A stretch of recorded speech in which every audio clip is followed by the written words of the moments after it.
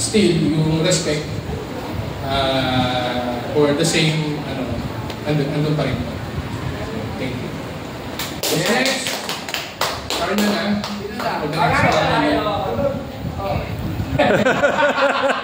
Alagyan na lang. Alisan mo na ang malas kayo, Oscar. Hawakan natin si Carlo sa ice cream. Hawakan mo yung kamay. Patch up, patch up. Patch up, patch up. Anyway, Happy Father's Day. Ano ba masasabi ko?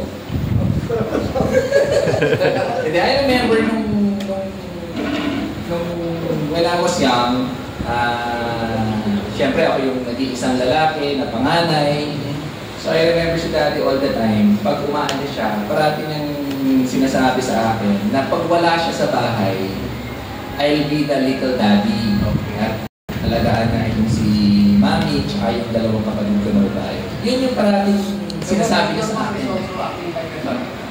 Is acting like Duterte or But anyway, so yung si Daddy, parang gano'n niya parati, I remember sinasabi niya sa akin when I was young. Yun nga, so parang when I'm out or when I'm not in the house, parang ako yung little daddy doon sa bahay. So yung parang, yung syempre, when you were living in Biblia, ikaw yung responsible doon sa nanay mo, doon sa dalawang kapatid mo.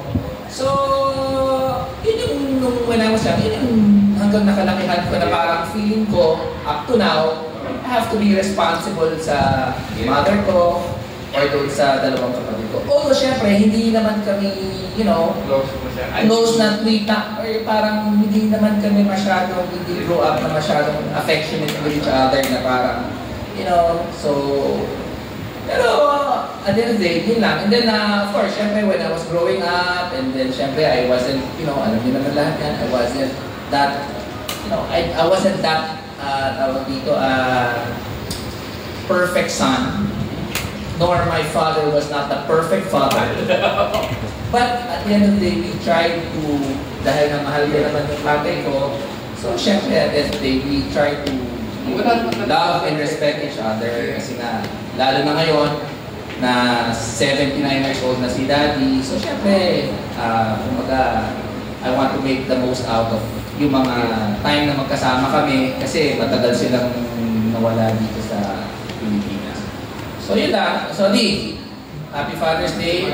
At yun ang parati sinasabi ni Mami. I will honor you para ako magkaroon ng masaganang buhay. Correct. Correct, correct. Para humaba ang buhay. Para humaba ang buhay. Alright, next. Rona. Okay. Rona.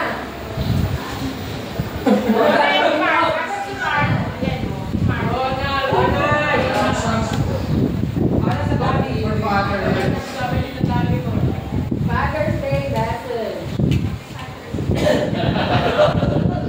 Message. Kailangan ko muna ng ano? Ito to, dito meron dito. Lakas ang hangin. Tawagin mo pa yung mga kapatid.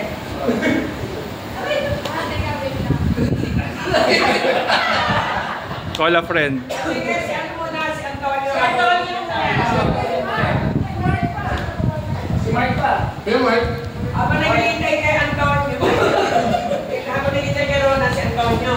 Tapos maganda na si AJ at si Amin.